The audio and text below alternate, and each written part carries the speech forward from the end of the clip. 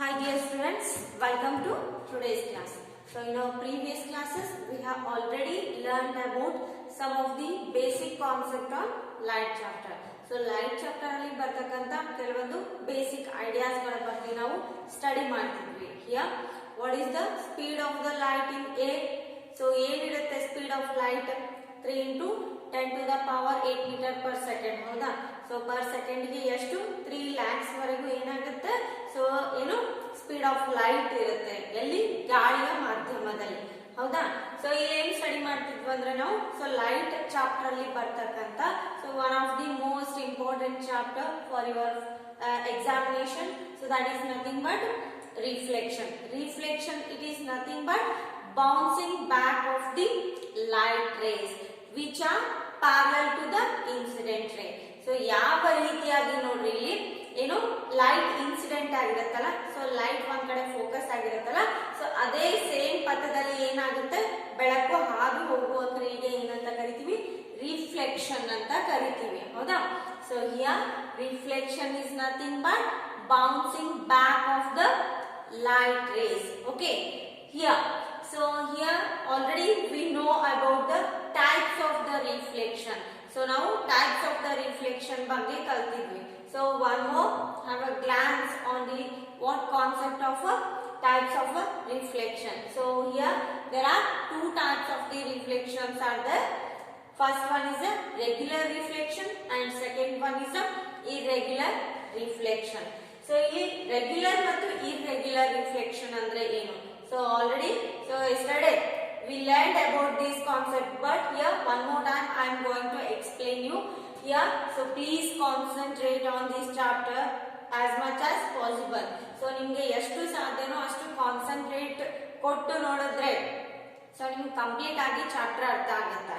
Okay, so ನಿಮ್ದು concentration ಒಂದ್ ಕಡೆ, ಸೊ ನೀವು ಜಸ್ಟ್ ವಿಡಿಯೋನ ಪ್ಲೇ ಮಾಡಿದ್ರೆ ಸೊ ಈ ಕಾನ್ಸೆಪ್ಟ್ ನಿಮ್ಗೆ ಅರ್ಥ ಆಗಂಗಿಲ್ಲ.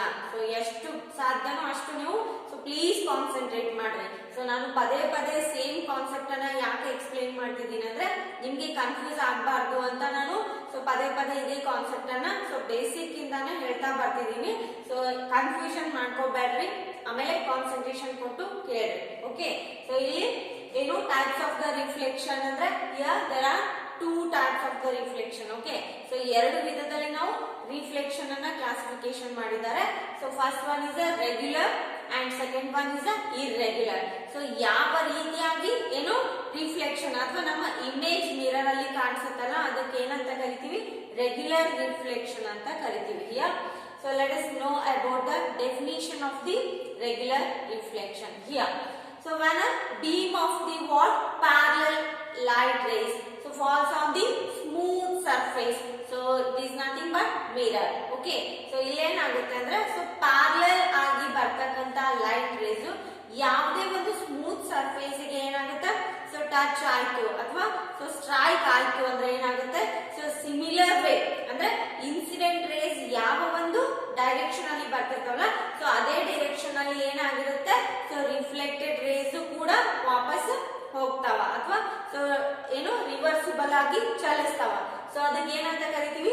ರೆಗ್ಯುಲರ್ ರಿಫ್ಲೆಕ್ಷನ್ ಅಂತ ಕರಿತೀವಿ. Okay, here when a beam of a parallel light rays falls on the smooth surface or falls on the shiny surface, okay, here the reflected ray will also be parallel to the incident ray. ಅಂದ್ರೆ ಇಲ್ಲಿ incident ರೇ ಮತ್ತು reflected ರೇ ಎರಡು ಏನಾಗಿರ್ತಾವ? Same ಒಂದೇ ಪಥದಲ್ಲಿ ಚಲಿಸ್ತಿರ್ತಾವ. So parallel ಅಂತ ಕರಿತೀವಲ್ಲ, ಸೊ ಪ್ಯಾರಲಲ್ ಅಂದ್ರೆ ಒಂದೇ ಸಮ ಅಂತ ಕರಿತೀವಿ. ಹೌದಾ? So parallel is nothing but so ಈ ತರ ನೀವು ರೇಖೆಗಳಿಗೆ ಪ್ಯಾರಲಲ್ ಅಂತ ಕರಿತೀರಿ. ಹೌದಾ? ಸೊ ಅಂದ್ರೆ ಎರಡು ರೇಖೆಗಳು ಅಂದ್ರೆ ಇನ್ಸಿಡೆಂಟ್ ರೇನು ಮತ್ತು ರಿಫ್ಲೆಕ್ಟೆಡ್ ರೇ ಎರಡು ಪ್ಯಾರಲಲ್ ಪಥದಲ್ಲಿ ಅಥವಾ ಪ್ಯಾರಲಲ್ ಆಗಿ ಮೂವ್ ಆಗ್ತಾ ಇರ್ತಾವ. ಸೊ ಅದಕ್ಕಾಗಿ ಏನಂತ ಕರಿತೀವಿ? ಇದಕ್ಕ ರೆಗ್ಯುಲರ್ ರಿಫ್ಲೆಕ್ಷನ್ ಅಂತ ಕರಿತೀವಿ. Okay, and here coming to the next point, irregular reflection. So ಇಲ್ಲೇನಾಗಿರ್ತಾವಂದ್ರ ಇನ್ಸಿಡೆಂಟ್ ರೇಗೂ ಮತ್ತು ರಿಫ್ಲೆಕ್ಟೆಡ್ ರೇನು ಸೊ ಎರಡು ಒಂದೇ ಪಥದಲ್ಲಿ ಅಥವಾ ಎರಡು ಪ್ಯಾರಲಲ್ ಆಗಿರಂಗಿಲ್ಲ. So here this is considered to be incident ray. ಹೌದಾ? ಸೊ ನಾವಿಲ್ಲಿ ಇದಕ್ಕೇನಾದ್ರೂ ಇನ್ಸಿಡೆಂಟ್ ರೇ ಅಂತ ಗೋಟ್ ಮಾಡಿದ್ರೆ so next reflected rays will be so apart from the incident ray ಅಂದ್ರೆ ಒಂದಕ್ಕೊಂದು ಪ್ಯಾರಲಲ್ ಆಗಿರಂಗಿಲ್ಲ. ಸೊ ಎಲ್ಲಾ ಕಡೆ ಏನಿರ್ತಾವ ಚದುರಿ ಹೋಗಿರ್ತಾವ, ಹೌದಾ. ಸೊ ಎಲ್ಲಾ ಕಡೆ ಚದುರಿ ಹೋಗ್ತಕ್ಕಂತ ಬೆಳಕಿಗೆ ಏನಂತ ಕರಿತೀವಿ, ಇರ್ರೆಗ್ಯುಲರ್ ರಿಫ್ಲೆಕ್ಷನ್ ಅಂತ ಕರಿತೀವಿ. ಸೊ ನಾನು ಬೆಸ್ಟ್ ಎಕ್ಸಾಂಪಲ್ ಕೊಟ್ಟಿದ್ದೀನಿ. ಹಳೆಯದಾದ ಒಂದು ಪಾತ್ರೆಗಳಲ್ಲಿ ನೋಡ್ರಿ, ಸೊ ಏನಾಗಿರ್ತಾವ, ಸ್ಕ್ರಾಚಸ್ ಆಗಿರ್ತಾವ, ಹೌದಾ. ಸೊ ಅದ್ರಲ್ಲಿ ನಮ್ ಫೇಸ್ ಕಾಣಂಗಿಲ್ಲ ಅಥವಾ ಯಾವುದೇ ವಸ್ತುನು ಕಾಣಂಗಿಲ್ಲ. ಬಟ್ ಏನಾಗಿರ್ತೈತಿ, ರೆಗ್ಯುಲರ್ ರಿಫ್ಲೆಕ್ಷನ್ಗೆ ಸೊ ಹೊಸದಾಗಿ ಕೊಂಡುಕೊಂಡಂತ ಪಾತ್ರೆಗಳಾಗಿರ್ಬೋದು ಅಥವಾ ಮಿರರ್ ಆಗಿರ್ಬೋದು. ಸೊ ಇಲ್ಲಿ ರೆಗ್ಯುಲರ್ ರಿಫ್ಲೆಕ್ಷನ್ಗೆ ಬೆಸ್ಟ್ ಎಕ್ಸಾಂಪಲ್ ಅಂತ ಹೇಳ್ಬೋದು. ಇರ್ರೆಗ್ಯುಲರ್ ರಿಫ್ಲೆಕ್ಷನ್ ಅಲ್ಲಿ ಏನಾಗಿರುತ್ತೆ, here a parallel rays of light incident on a rough surface. So after striking or after reaches the rough surface, here the all what emerge, all light rays are emerges. So in different direction. ಅಂದ್ರೆ so ಎಲ್ಲಾ ಕಡೆ ಏನಾಗಿರ್ತಾವ, so incident ರೇ ಏನಾದ್ರೂ ಇಲ್ಲಿ rough surface ಅಲ್ಲಿ ಏನಾದ್ರೆ strike ಆದ್ರೆ ಅಥವಾ ಬಂದು ತಲುಪಿದ್ರೆ ಏನಾಗುತ್ತಾ, ರಿಫ್ಲೆಕ್ಟೆಡ್ ರೇಸ್ ಎಲ್ಲಾ ಡೈರೆಕ್ಷನ್ ಅಲ್ಲಿನೂ ಮೂವ್ ಆಗ್ತಾವ. ಸೊ ಈ ತರ, ಓಕೆನಾ.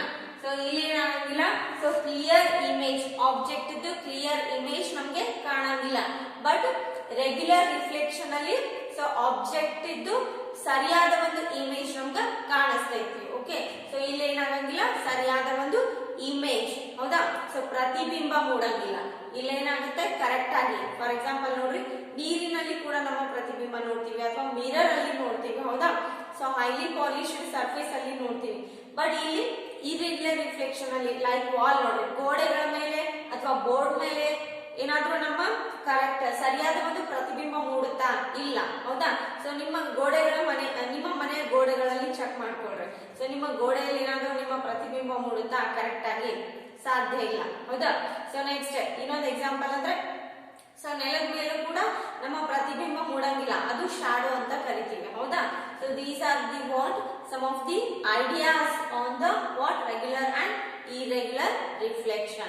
Okay, so I hope you can understand this concept. Okay, so next I will move to the next concept. So ನಂಗೆ ಅನ್ಸುತ್ತೆ ನಿಮ್ಗೆ ಸೊ ಇಲ್ಲಿವರೆಗೂ ತಿಳಿದಿದೆ ಅಂತ, ಹೌದಾ. ಸೊ ನಿಮ್ಗೆ ಏನಾದ್ರೂ ತಿಳಿದಿರ್ಲಿಲ್ಲ ಅಂದ್ರೆ ಕಾಲ್ ಮಾಡಿ ಕ್ಲಿಯರ್ ಮಾಡ್ಕೊಳ್ರಿ. ಸೊ ಎಷ್ಟು ಸಾಧ್ಯನೋ ಅಷ್ಟು ಕಾನ್ಸಂಟ್ರೇಟ್ ಕೊಡ್ರಿ. Okay, and next so let us know about the laws of reflection. So next concept is what, some of the laws are there. So here we will just study about the reflection according to the laws. So now laws ಪ್ರಕಾರ ಏನು ಮಾಡ್ತೀವಿ, reflection ಅನ್ನೋ concept ಅನ್ನ study ಮಾಡ್ತೀವಿ. So what are those laws? Here, so angle of incident is always equal to the angle of reflection. Here, so ಇಲ್ಲಿ ಏನಾಗುತ್ತೆ ಅಂದ್ರೆ loss of reflection ಅಂದ್ರೆ ರಿಫ್ಲೆಕ್ಷನ್ ಉಂಟಾಗಬೇಕು, ಪ್ರತಿಬಿಂಬ ಮೂಡಬೇಕು ಅಂದ್ರೆ ಏನಾಗಬೇಕು, ಇಲ್ಲಿ ಇನ್ಸಿಡೆಂಟ್ ರೇ ಯಾವಾಗಲೂ ಏನಾಗಿರ್ಬೇಕು, ರಿಫ್ಲೆಕ್ಟೆಡ್ ರೇಗೆ ಪ್ಯಾರಲಲ್ ಆಗಿರ್ಬೇಕು ಅಥವಾ ಈಕ್ವಲ್ ಆಗಿರ್ಬೇಕು, ಹೌದಾ. ಸೊ ಇಲ್ಲಿ ಏನಾದ್ರೂ ಆಂಗಲ್ ಆಫ್ ಇನ್ಸಿಡೆಂಟ್ 30 ಡಿಗ್ರಿ ಇತ್ತು ಅನ್ಕೋರಿ, ಹೌದಾ. So next angle of reflection ಕೂಡ ಏನಾಗುತ್ತೆ, 30 ಡಿಗ್ರಿನೇ ಇರಬೇಕು. Okay, and next one, the incident ray and the normal to the mirror of the point of the incidents and also reflected ray. So all these rays are lies on the same plane. Okay, so firstly look at this diagram. So this is a what, some of the more explanation on the laws of reflection. Okay, so ee diagram anna nodri. So here this is what highly polished plane surface. Okay, so ನಾವು ಈ ಏನೋ ಇದನ್ನ ಏನಂತ ತಗೋತೀವಿ, highly polished plane surface ಅಂತ ತಗೊಳ್ರಿ. Okay, and here let us learn about the laws of reflection by using this diagram. So ನಾವು ಈ ಡಯಾಗ್ರಾಮ್ ಅನ್ನ ಯೂಸ್ ಮಾಡ್ಕೊಂಡ್ಬಿಟ್ಟು ಲಾಸ್ ಆಫ್ ರಿಫ್ಲೆಕ್ಷನ್ ಅನ್ನ ಸ್ಟಡಿ ಮಾಡೋಣ. Okay, here this is going to be considered as the incident ray. Okay, so this is what incident ray which falls or which strikes on the highly polished mirror. Okay, so ಇಲ್ಲಿ ಏನಾಗುತ್ತೆ, highly polished mirror ಮೇಲೆ ಏನಾಗುತ್ತೆ, so ಬೆಳಕು ಬಂದು ಬೀಳುತ್ತೆ. Okay, so next what it will happens next, and here this is what first laws of reflection. So first laws of reflection ಬಗ್ಗೆ ನೋಡೋಣ. Angle of incidence is always equal to the angle of reflection.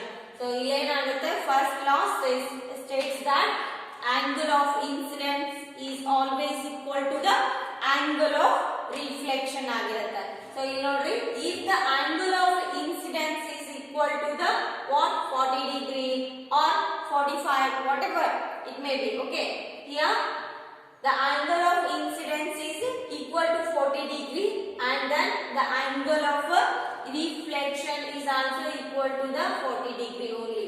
So ಇಲ್ಲಿ ಏನಾಗಿರುತ್ತೆ, angle of incidence ಏನಾದರೂ 40 degree ಅಲ್ಲಿ merge ಆಯಿತು ಅಂದ್ರೆ angle of reflection ಕೂಡ 40 degree ಅಲ್ಲಿನೇ reflect ಆಗುತ್ತೆ. ಗೊತ್ತಾಯ್ತಾ? So whatever 30 degree ತಗೋಬಹುದು, 20 degree ತಗೋಬಹುದು, okay, 50 degree ತಗೋಬಹುದು, okay. So here angle of incidence is greater than 0 degree and less than 90 degree. You just keep it in mind here. This is what one of the basic concept on the angle of incidence. So ಯಾವುದೇ ಒಂದು ಪ್ರತಿಬಿಂಬ ಮೂಡಬೇಕು ಅಂದ್ರೆ ಏನಾಗಬೇಕು, ಇಲ್ಲಿ the angle of incidence is what greater than 0 degree and less than the 90 degree. So ಅಂದಾಗ ಮಾತ್ರ ಇಲ್ಲಿ ಏನಾಗುತ್ತೆ, image formation ಆಗುತ್ತೆ, okay. And here so this is going to be considered as the angle of incidence. ಅಂದ್ರೆ so ಬೆಳಕು ಏನು ಒಂದು polished surface ಮೇಲೆ ಬಿದ್ದಾಗ ಎಷ್ಟು 45 ಡಿಗ್ರಿ or 40 ಡಿಗ್ರಿ, ಸೊ ಏನಾಗುತ್ತೆ ಅಂದ್ರೆ ಇಲ್ಲಿ ರಿಫ್ಲೆಕ್ಷನ್ ರೇ ಕೂಡ ಏನಾಗುತ್ತೆ ಸಮ ಆಗಿರುತ್ತೆ, okay. And here this is what going to be considered as the first laws of the reflection. And next one is here, let us move to the next concept, second laws of reflection. So one more thing we are going to know about the laws of reflection. So this is what second law. So first law ಏನಂತ ಹೇಳ್ತು, angle of incidence is always equal to the angle of reflection ಬಗ್ಗೆ ಗೊತ್ತಾಯ್ತು ಈಗ ಅಂದ್ರೆ. So ಇವೆರಡು ಏನಂದ್ರೆ, so this is going to be considered as the incident ray and this is going to be considered as the reflected ray, ಹೌದಾ? So next what second laws of the reflection is what the incident ray. So this is going to be considered as the incident ray on the what highly polished mirror. And next one, the normal to the mirror at the point of the incident and the what reflected ray. So those all 3 points are lie on the same point. Understand? So ಇಲ್ಲಿ ಏನಾಗಿರುತ್ತೆ ಅಂದ್ರೆ, so incident ray, then reflected ray and also normal to the incident ray. So all 3 points are lie on the same point, okay. So this is going to be considered as what second law of reflection. So ಇಲ್ಲಿ ಏನಾಗಿರುತ್ತೆ ಅಂದ್ರೆ, so ಒಂದೇ ಒಂದು ಏನು point ಮೇಲೆ ಎಲ್ಲ ಒಂದು incident ರೇ ಆಗಿರಬಹುದು ಅಥವಾ ರಿಫ್ಲೆಕ್ಟೆಡ್ ರೇ ಆಗಿರಬಹುದು, and this is going to be considered as what normal to the mirror at the point of the incidence, okay. So all these points are lie on the same plane or same point. So ಒಂದೇ ಒಂದು point ಮೇಲೆ so ಎಲ್ಲ 3 points ಏನಾಗಿರ್ತಾವ locate ಆಗಿರ್ತಾವ, and this is going to be considered as what second law of reflection, okay. Second law of reflection. So first law ಏನು ಹೇಳಿತು, angle of incidence is equal to angle of reflection ಅಂತ ಕಲಿತಿದ್ವಿ. And second law ಏನು ಹೇಳಿತು ಅಂದ್ರೆ, so all 3 points, so here this is going to be considered as the angle of incidence. See here second law ಏನು ಹೇಳಿತು ಅಂದ್ರೆ ಇಲ್ಲಿ, so take one highly polished mirror, so this is going to be considered as angle of incidence and this is going to be here from this point only, this is called as the angle of reflection, and here normal to the point of the incident which is equal to the what mirror, okay. And here this is angle of incidence, angle of reflection. So all these 3 points are what merged in this point only, okay. So this is going to be considered as what second law of reflection. So ಇವೆರಡು laws ನೀವು compulsory mind ಅಲ್ಲಿ ಇಟ್ಕೋಬೇಕು, okay. So first one is very easy, angle of incidence is equal to angle of reflection. This is a very easy concept. But the second one is what the angle, the incident ray, reflected ray and also what now normal to the what mirror at the point of incidence. So all these 3 points are what merge or found in this point only. Okay, so these are what some of the laws of reflection. Okay, and here this completes what laws of reflection. So next point or next concept ಬಗ್ಗೆ next ಮುಂದಿನ class ಅಲ್ಲಿ ನೋಡೋಣ. So ಈ class ಅಲ್ಲಿ ಏನಾದರೂ doubts ಇದ್ರೆ so ಪದೇ ಪದೇ ವಿಡಿಯೋನ ವಾಚ್ ಮಾಡ್ರಿ. ಸೊ ಇನ್ನೂ ಡೌಟ್ಸ್ ಇತ್ತು ಅಂದ್ರೆ ಕಾಲ್ ಮಾಡಿ ಕ್ಲಿಯರ್ ಮಾಡ್ಕೊಳ್ಳಿ. Okay, and remaining concept will solve in our next video.